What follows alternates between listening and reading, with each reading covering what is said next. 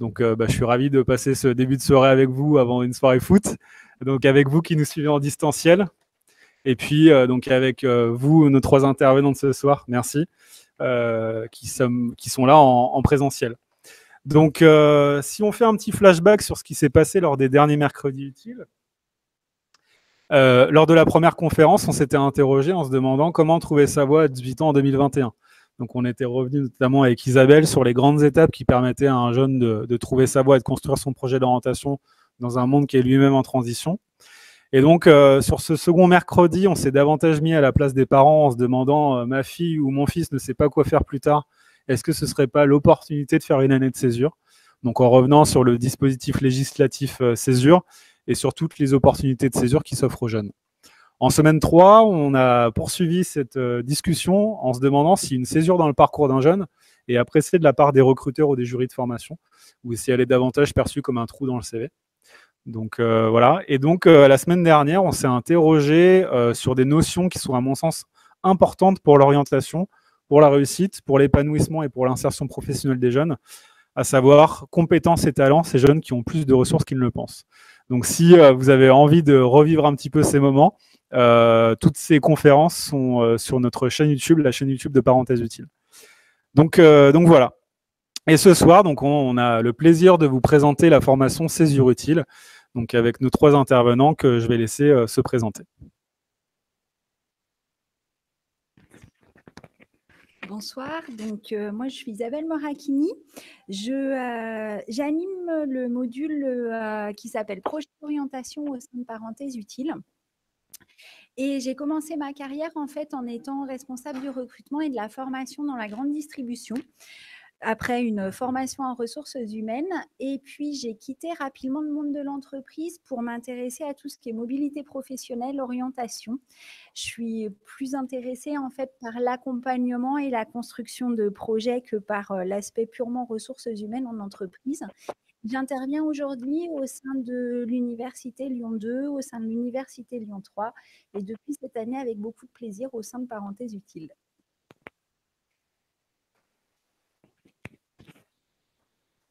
Bonjour, donc moi c'est Bruno Soria, j'anime les cours d'enjeux sociétaux.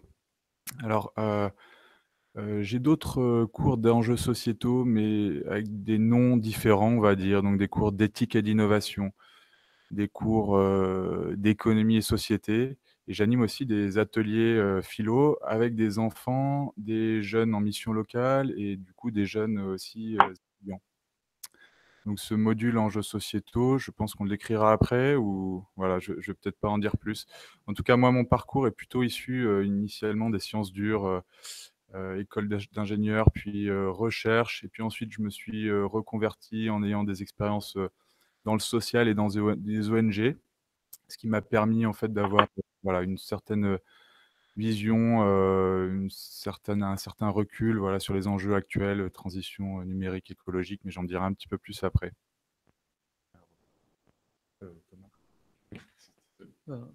Du coup, moi, je m'appelle Thomas Sanlaville. Je suis du coup étudiant à l'école Parenthèses Utiles. Ce que je faisais avant, donc tout d'abord, j'ai eu un bac S en 2017 et ensuite j'ai fait un DUT, statistique informatique décisionnelle à Lyon 2. Par la suite, j'ai arrêté, donc j'ai fait un an d'alternance, puis j'ai voulu quitter le monde du travail, donc j'ai un peu été animateur, un peu à gauche, à droite, j'ai été médiateur, j'ai fait un peu plus de social, puis j'ai voulu reprendre les études.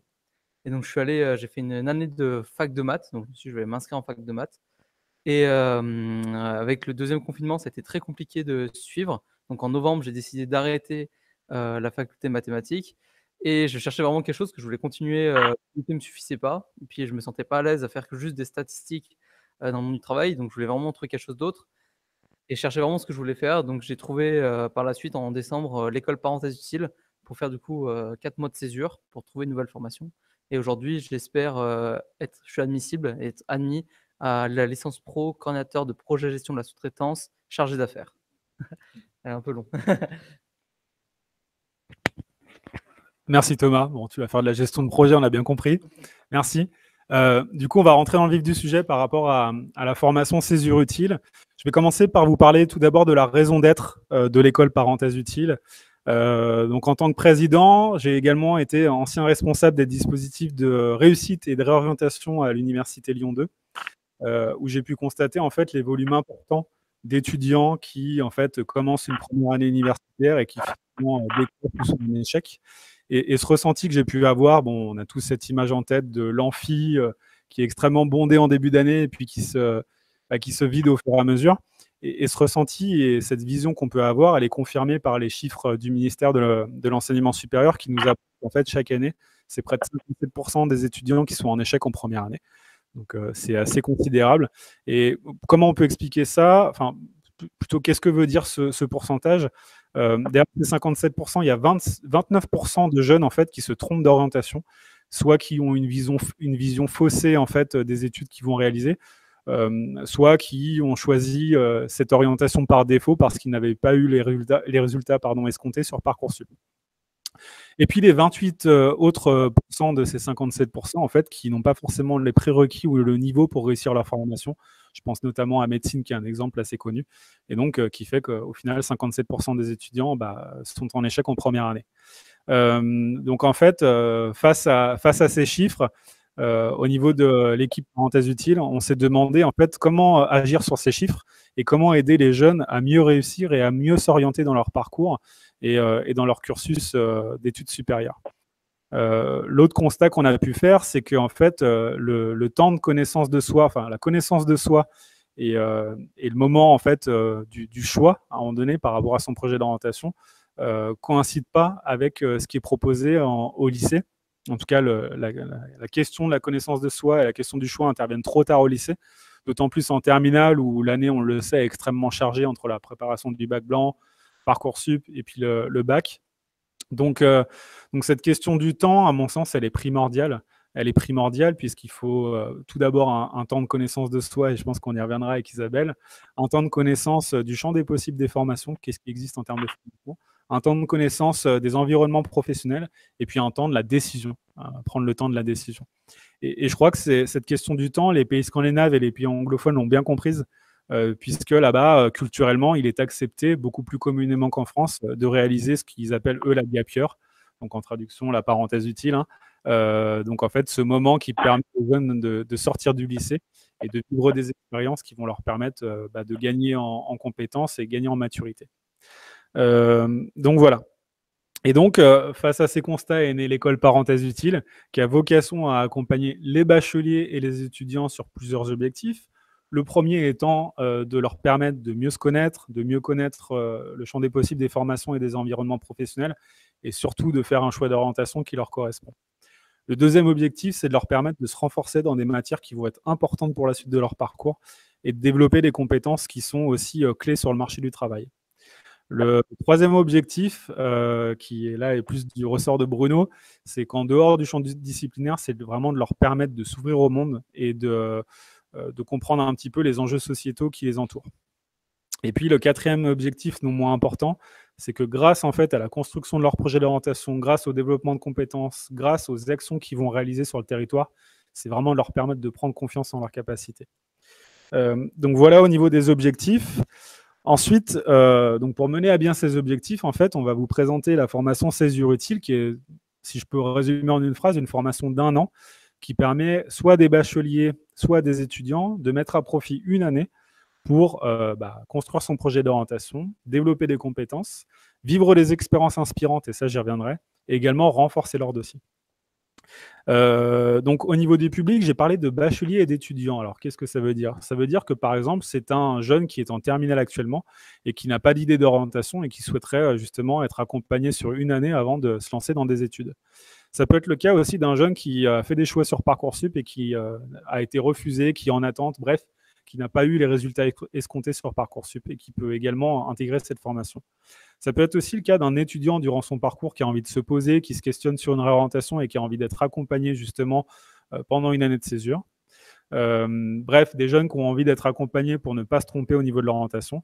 Et puis également, par rapport au champ disciplinaire, et j'y reviendrai, ça peut être le cas d'un étudiant qui a un dossier scolaire qui est un petit peu moyen et qui souhaiterait venir chez nous justement pour renforcer son dossier grâce aux notes et aux appréciations qui lui seront délivrées grâce aux documents, mais ça, j'y reviendrai. Au niveau de l'effectif de la formation césure utile, on est sur un effectif de 20 jeunes maximum. 20 jeunes, puisque c'est important pour nous d'avoir un aspect qualitatif, que ce soit en classe ou au niveau de l'accompagnement individualisé que propose Isabelle au niveau de l'orientation. Au niveau du déroulé, donc les cours commencent le lundi 27 septembre pour se terminer le vendredi 14 janvier. Donc à peu près 4-5 mois de cours, avec une semaine de vacances au mois de novembre. Donc les jeunes terminent les cours, comme je l'ai dit, début janvier, et ensuite partiront tous et toutes en service civique, donc qui est une mission d'intérêt général, pour continuer à développer les compétences, pour continuer à gagner en maturité. Et donc, ce service civique qui dure à peu près 24 heures par semaine sera complété par le fait que les jeunes vont revenir à l'école parenthèse utile pendant leur service civique pour continuer à être accompagnés à raison de 2-3 heures par semaine sur leur projet d'orientation, sur les démarches Parcoursup ou toute autre candidature. Et donc, question qu'on me pose souvent, est-ce que les jeunes sont accompagnés pour trouver leur service civique? Oui, évidemment, on a des associations partenaires qui permettent en fait de faire connaître le service civique aux jeunes et puis de leur montrer le champ des possibles qui existe. Au niveau des horaires, comment vont se passer les emplois du temps des jeunes? Donc les jeunes, tout comme le service civique, vont être à parenthèse utile 24 heures par semaine, avec une alternance de cours, mais aussi d'ateliers, de suivi individualisé par rapport à leur projet d'orientation, mais aussi des sorties et des expériences de terrain. Donc ça, j'y reviendrai. L'idée du projet d'orientation, c'est à la fois de prendre le temps de connaître, de prendre le temps d'imaginer des choses, de découvrir des métiers, de découvrir le monde professionnel et à la fois de se connaître soi et de savoir comment on fonctionne et de savoir ce qui est important pour soi. Donc c'est vrai qu'on va naviguer pendant tout le projet d'orientation un petit peu entre les deux, en sachant que quand les étudiants arrivent, pour eux, ils ont souvent vécu leur non-orientation ou leur réorientation comme un échec et que c'est important de reprendre pied dans quelque chose qui soit un petit peu plus positif que se dire bah, zut, je me suis trompée d'orientation ou je sais pas ce que je veux faire. Alors en ça, le collectif, ça a un côté assez génial parce qu'on se rend compte qu'on est loin d'être tout seul, que c'est extrêmement partagé comme diagnostic. Et ça a un côté très rassurant. Donc ça, c'est vraiment quelque chose qui va redonner confiance aux étudiants et leur permettre de se dire, bah, en groupe, on va travailler tous ensemble pour essayer de trouver quelque chose qui nous corresponde. Donc, comme le disait Romain, il va y avoir une phase qui est assez importante, qui est une phase de s'ouvrir au monde, donc de découvrir des choses, de trouver des idées, parce qu'en fait, on est tous pareils, autant quand on est étudiant, quand on est salarié, on fonctionne en cercle très fermé et on a souvent beaucoup de mal à trouver des idées de métier qui pourraient nous intéresser.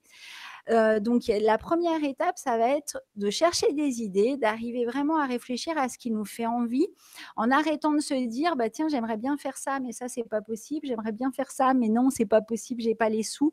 Donc voilà, s'ouvrir un petit peu des portes, comme on dit, ouvrir le champ des possibles et se permettre aussi de rêver un peu.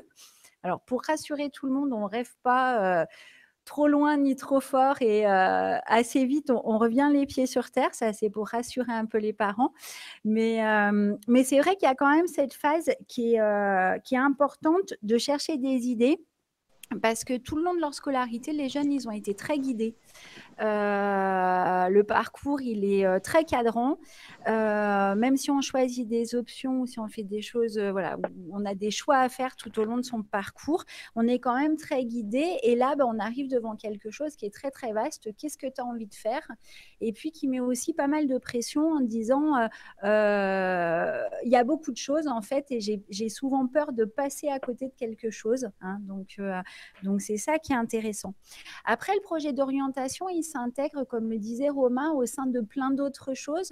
Donc, très concrètement, nous, on va travailler avec les étudiants 2h45 chaque semaine sur leur projet d'orientation en collectif. Donc, comme je le disais, c'est vraiment quelque chose qui est important. Je trouve cette notion de collectif, c'est une vraie richesse de pouvoir partager, de pouvoir s'enrichir des expériences des autres. Et puis, on a également un suivi qui est un suivi individuel qui va nous permettre de rencontrer, qui va me permettre de rencontrer les étudiants 1 heure, 3 fois sur la durée du parcours. Alors après, on s'adapte, hein, il y a des fois, ça peut être plus. C'est voilà, c'est en fonction aussi des besoins qui apparaissent. Pour aller un petit peu plus concrètement dans le module, la première partie du module, elle est vraiment consacrée à se connaître. Qu'est-ce que j'aime faire, quels sont mes centres d'intérêt, qu'est-ce qui est important pour moi, donc aidé aussi par d'autres modules de connaissance de soi. On va travailler déjà dans un premier temps sur son parcours, sur tout ce qu'on a fait, sur tout ce qui nous paraît des fois pas très important, mais qui est vraiment vecteur de beaucoup de richesses. Donc, on en a déjà pas mal parlé, mais c'est vrai que tout ce qui est investissement dans des associations, tout ce qui est investissement citoyen, j'ai été déléguée, j'ai été arbitre, je me suis investie auprès des autres. Ça, c'est des choses qui, dans le parcours, sont extrêmement importantes. Et puis qui sont aussi à revaloriser parce qu'il y a plein de choses qui sont extrêmement riches et dont les étudiants n'ont pas conscience. Voilà, ça leur paraît, je regarde Thomas, mais ça leur paraît tout bête d'avoir été animateur, d'avoir un BAFA, alors que non, effectivement, c'est des choses quand même voilà, qui sont assez exceptionnelles et sur lesquelles on va beaucoup s'appuyer. Ensuite, on va essayer de traduire ce parcours, tout ce qu'on a fait en logique de compétences, tout ce qu'on sait faire. Et puis, petit à petit, on va glisser, on va essayer d'identifier. Alors, c'est souvent là que c'est le plus difficile, mais une logique de métier. Qu'est-ce que j'aimerais faire? En sachant que entre ce moment-là et le métier, il y a quand même toute une partie de formation. Et que moi, j'insiste sur le fait qu'il n'y a rien qui soit définitif. Alors, ça vaut pour les étudiants, mais ça vaut aussi pour les salariés. C'est-à-dire qu'à un moment, on peut prendre une voie, on peut se dire, tiens, j'aurais envie de faire tel métier, on va faire un bac+2 ou on va faire un bac+3, puis on va se dire, bah non, je vais bifurquer un petit peu. Je crois que tu en as un bon exemple, Bruno. Je vais bifurquer un petit peu et puis je vais changer de direction. Donc voilà, on va essayer d'imaginer un domaine qui nous intéresse, un secteur d'activité. Et puis, alors, dans Césure utile, on sera encore un petit peu loin de ça, mais après, c'est vrai qu'on sera confronté, je le retrouve à chaque fois, à Parcoursup, au choix d'orientation, à cette logique de formation. Et là, à ce moment-là, on se préparera effectivement à faire des vœux, à finaliser ses candidatures, à se préparer aux entretiens de recrutement, à se poser des questions aussi. Est-ce que ma formation, je veux faire de l'alternance ou je ne veux pas faire? Est-ce que cette école, elle me convient mieux que celle-là parce qu'il y a peut-être plus de professionnels qui interviennent et que pour moi, c'est important? Donc voilà, on va essayer de balayer un petit peu tout ça pour arriver à quelque chose qui soit le plus précis possible avec le temps qu'on aura pour y réfléchir. Je pense avoir balayé un petit peu le projet. Je vais passer la main à Bruno sur enjeux sociétaux.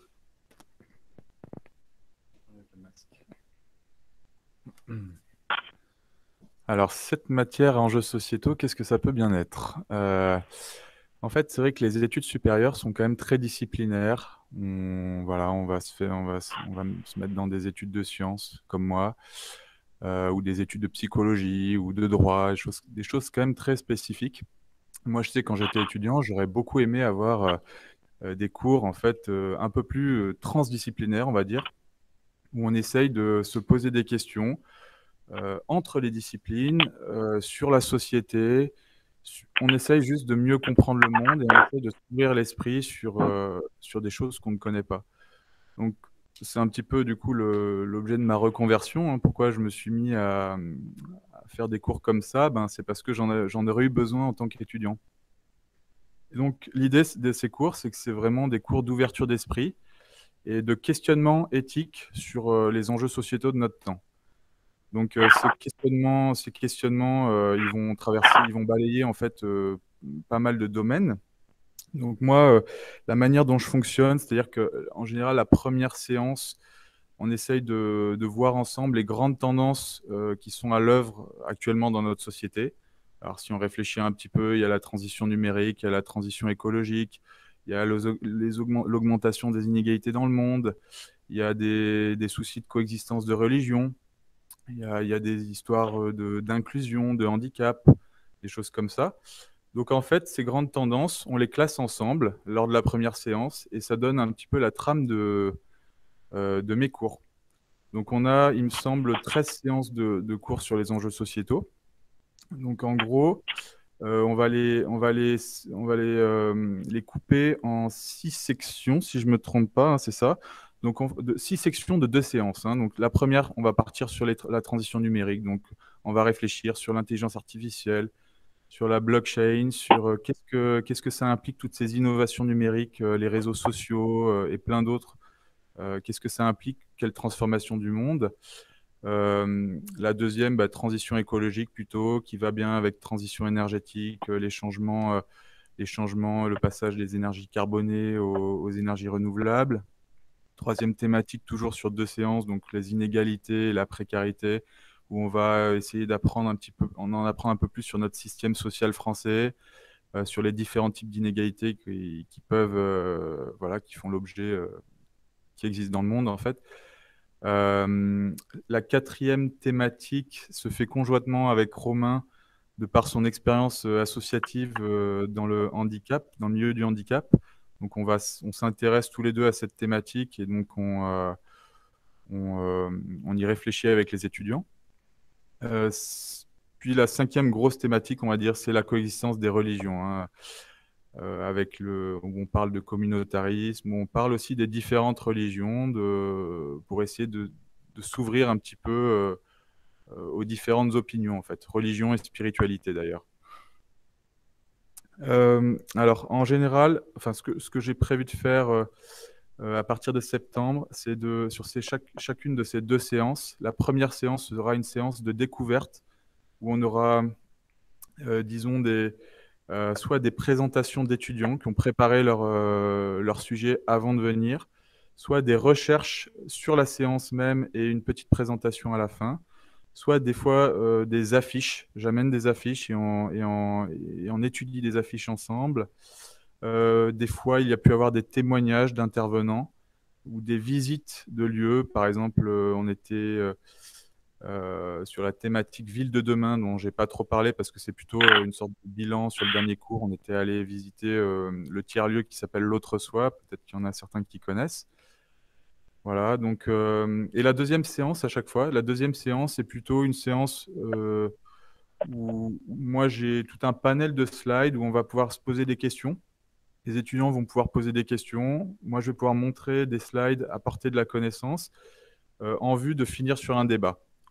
Alors, c'est pas exactement comme ça que j'ai fait cette année, mais c'est comme ça que je prévois de faire à partir de septembre, de finir sur le débat, parce qu'en fait, je me rends compte que essayer de débattre quand on n'a pas assez de connaissances, c'est très compliqué. Donc, l'idée, c'est vraiment de débattre, d'avoir un long temps à la fin du cours, de la deuxième séance sur notre thématique pour débattre.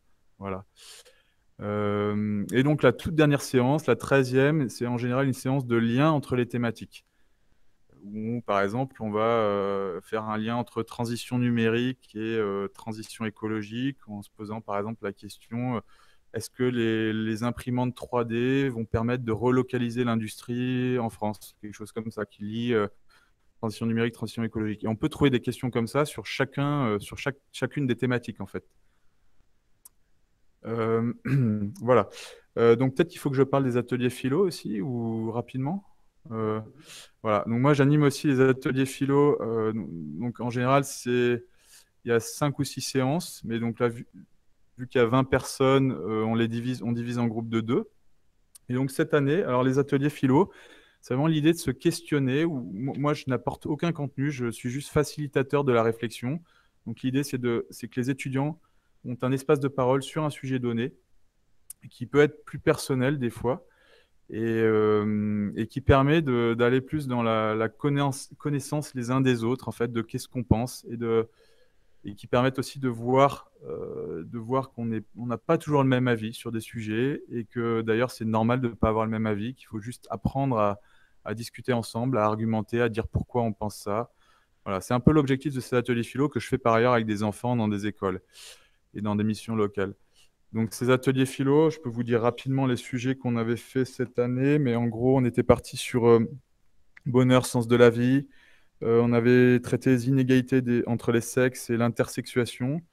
On avait parlé d'IMG, IVG, handicap. On avait parlé d'amour et de relations amoureuses. On avait parlé de soi, les autres et les difficultés dans les relations humaines. Enfin, voilà. Donc, c'est des sujets très larges, mais qui sont un petit peu plus personnels que les thématiques d'enjeux sociétaux. Je pense que c'est à peu près tout ce que je voulais vous dire sur ces deux matières. Ouais. Je reprends la parole 2 minutes. C'est vrai que dans le projet d'orientation, je rebondis sur tout ce qu'a dit Bruno, il y a cette logique de faire des expériences aussi, et je pense que c'est quelque chose qui est très intégré à Parenthèses Utiles, de se dire les étudiants, ils vont vivre plein de choses, que ça soit des ateliers philo, que ça soit des visites, que ça soit des rencontres avec des professionnels dans des tiers-lieux. Enfin, il y a beaucoup de choses. Romain rentrera peut-être plus dans le détail. Et cette facilité de pouvoir se dire, j'ai vécu des choses, j'ai réfléchi à des choses, j'ai imaginé ou découvert des choses, et quel bilan j'en fais et qu'est-ce que j'en retire pour moi en tant qu'individu, et puis pour mon avenir. C'est vraiment quelque chose qui est extrêmement riche, je trouve, dans la construction.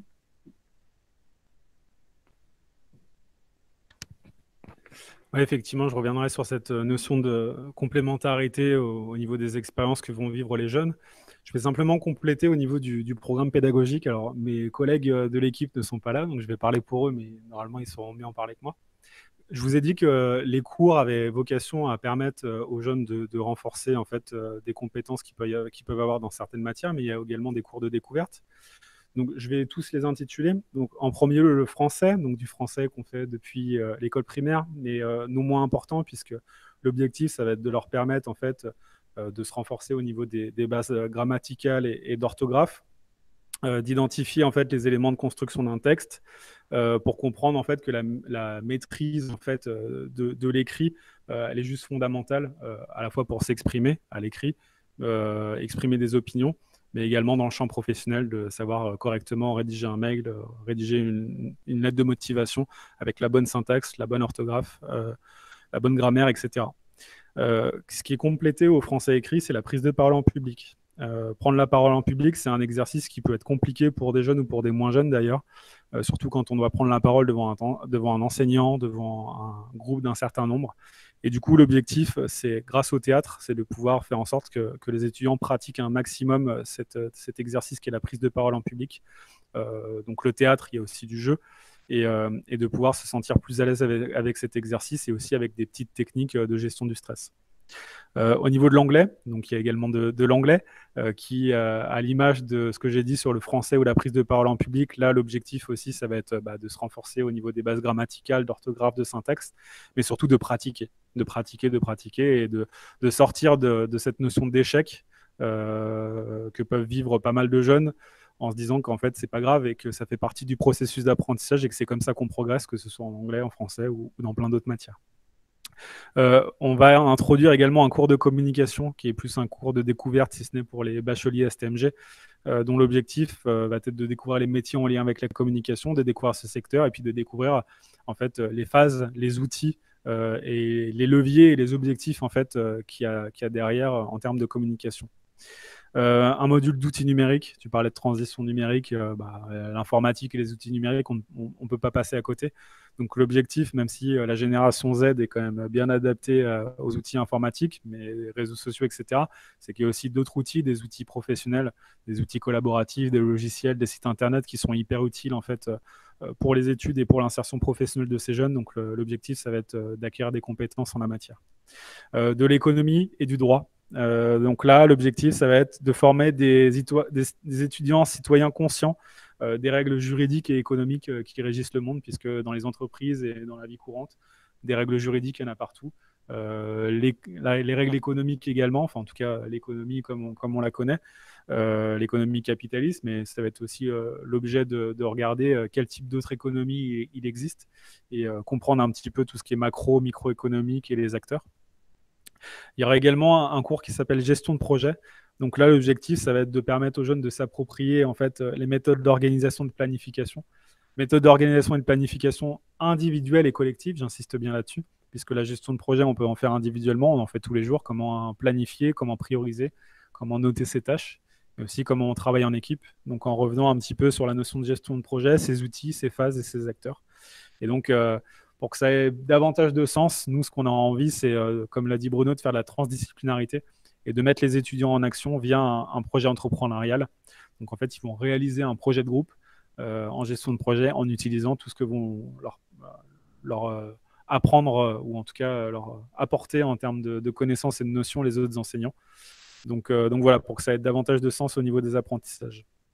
À côté des cours, donc c'est ce qu'on disait au niveau des expériences, donc les jeunes sont en cours, oui, mais à côté de ça, il y a plein d'autres choses. Donc les jeunes vont en fait rencontrer des professionnels, rencontrer des associations, rencontrer les étudiants.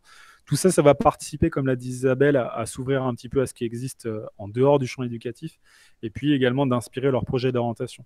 Par exemple, par rapport au projet d'orientation, les étudiants vont avoir la possibilité de visiter les entreprises, de rencontrer des professionnels, de discuter avec des étudiants, d'aller également réaliser une immersion, c'est-à-dire qu'un jeune est intéressé par exemple par un BTS, il va avoir la possibilité, le temps d'une matinée, d'aller essayer ce BTS. L'idée étant qu'il fasse un choix en connaissance de cause en fait. Au niveau des ateliers et des autres expériences, je peux vous prendre un exemple parce qu'effectivement ça peut paraître flou pour quelqu'un qui n'est pas dans la formation. Ça peut être par exemple un atelier de street art, c'est-à-dire que le domaine éducatif ne se suffit pas à lui-même pour l'épanouissement des jeunes, on introduit aussi du culturel, du sportif, etc. Donc par, comme je l'ai dit, un atelier de street art, une sensibilisation au handicap par le sport, des rencontres d'étudiants, etc. Donc plein de petits ateliers ou plein de petites rencontres qui vont venir compléter en fait les contenus disciplinaires. La question étant, qu'est-ce qui se passe après parenthèse utile ? Donc à l'issue de parenthèse utile, en fait, les étudiants se voient remettre un relevé de notes et un relevé d'appréciation qui vont permettre, à condition qu'ils s'investissent bien entendu la formation, de valoriser leur parcours, de valoriser ce qu'ils ont fait et de renseigner leurs notes et leurs appréciations sur Parcoursup. Ils se voient remettre une attestation de formation également et puis un portefeuille de compétences. Et qu'est-ce que font les jeunes de la formation Césure utile après cette formation ? Eh bien, la plupart vont retourner en formation qui sera en lien avec le projet d'orientation qu'ils auront construit et donc qui retournent en formation en septembre de l'année d'après. Donc voilà. On en a fini avec cette présentation et du coup, ce que je vous propose en synthèse de tout ce qu'on a dit, c'est de visualiser une petite vidéo de présentation de l'école d'1 minute 30, 2 minutes pour que vous puissiez vous immerger un petit peu plus dans l'école parenthèse utile. Donc, je laisse Jean-Romain, notre assistant, partager la vidéo.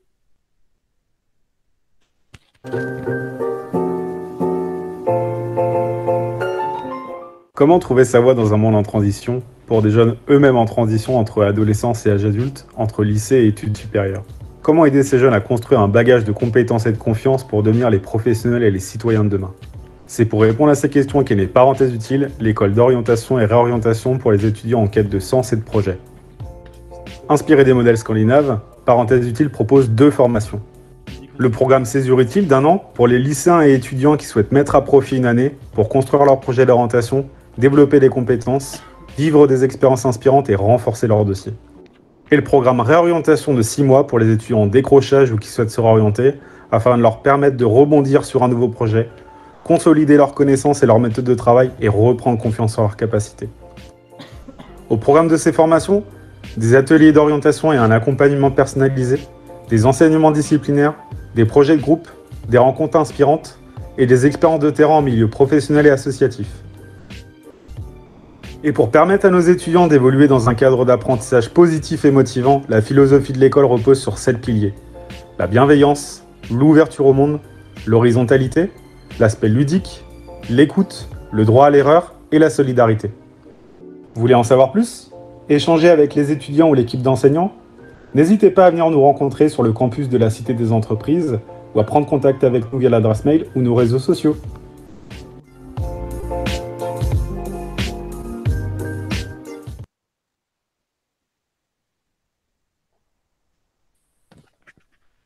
Bah, voilà pour cette petite synthèse en vidéo. Du coup, nous, le corps pédagogique, on a assez parlé, donc j'ai changé de place pour pouvoir justement donner la parole à Thomas. Thomas, j'ai une première question pour toi, qui est toute simple. Quelle formation tu avais démarré au mois de septembre et pourquoi tu as décidé de rejoindre l'école Parenthèse utile ? Alors, au mois de septembre, donc, je l'avais dit brièvement quand je me suis présenté, j'avais décidé d'aller en faculté de mathématiques parce que du coup, j'ai toujours voulu y aller. Et puis, je me suis dit que c'était le bon moment, j'avais envie d'y aller. Donc, en septembre, j'ai commencé la fac de maths. Et suite aux événements, donc octobre 2020 ou novembre 2020, deuxième confinement. Et ça a été très compliqué, en tout cas, je m'en souviens, les cours d'informatique, programmation en distanciel, c'était juste horrible. Pour faire de la pratique, c'est très dur de chez toi quand t'as pas les ordinateurs, quand t'as pas le professeur qui te montre comment faire. C'était très dur, très facilement tu perds le fil. La pratique en mathématiques aussi, c'était très dur à faire, donc j'ai décroché et j'ai décidé d'arrêter parce que c'était plus faisable pour ma part. Et du coup, comment est-ce que. Donc la question c'était comment je suis allé à parenthèse utile? Ouais. Et du coup, j'avais rien. Donc, quand j'ai décidé d'arrêter, j'étais un peu dans le flou. Déjà, ça veut dire que soit je retourne l'année prochaine en fac de maths, soit j'essaie de trouver autre chose, mais comment faire? Qu'est-ce que je pouvais faire? Et puis surtout que j'aime pas du tout rien faire en fait de mes journées, parce que c'était un peu le cas, quoi. Moi, après, c'est le confinement, donc un peu tout le monde. Et j'ai entendu parler de l'école, donc parenthèse utile. Et en fait, c'était une super issue car en fait, déjà, je m'occupais de mes journées parce que c'était un peu comme une école. Donc pendant mes journées, je faisais quelque chose, j'étais actif, ce qui, pour ma part, est quelque chose de très important et qui m'a beaucoup plu. Et ensuite, en plus, c'est quelque chose qui pouvait m'aider à me questionner déjà sur est-ce que l'année prochaine, je retourne en faculté de maths ou est-ce que je trouverais vraiment quelque chose d'autre qui pourrait vraiment me plaire, où je pourrais être vraiment plus épanoui et je pourrais vraiment très différent de ça. Parce que du coup, un truc très différent de scientifique. Ok, merci. Et donc, pour faire le lien avec la suite, est-ce que tu peux nous expliquer ton évolution entre ton arrivée dans l'école et aujourd'hui où est-ce que tu en es, que ce soit en termes de la dynamique dans laquelle tu es, en termes de confiance en soi, en termes d'orientation, enfin voilà, raconte-nous ton évolution. Alors, en termes donc, d'évolution, en termes d'orientation, pour ma part, j'ai énormément évolué sur ça. Donc, je vais commencer un peu par ça.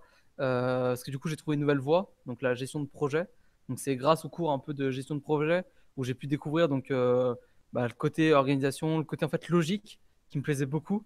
Donc, voilà un peu de moi. Donc, c'est parce que c'est le côté logique qu'il y avait dans les sciences que j'aime beaucoup et qui me manquait un peu. Et en plus, on a ce côté social que j'ai beaucoup aimé, donc j'ai pu apprendre, car en plus, on a pu pratiquer, donc on a dû créer une association avec un groupe où j'ai pu être le président, donc j'ai pu gérer tous ces côtés-là, et ce qui m'a énormément plu, j'ai su que je voulais faire de la coordination de projet. Et donc, grâce à ça, ça a répondu à beaucoup de mes questions, et du coup, maintenant, je suis beaucoup plus sûr de moi, en sachant de ce que je veux faire.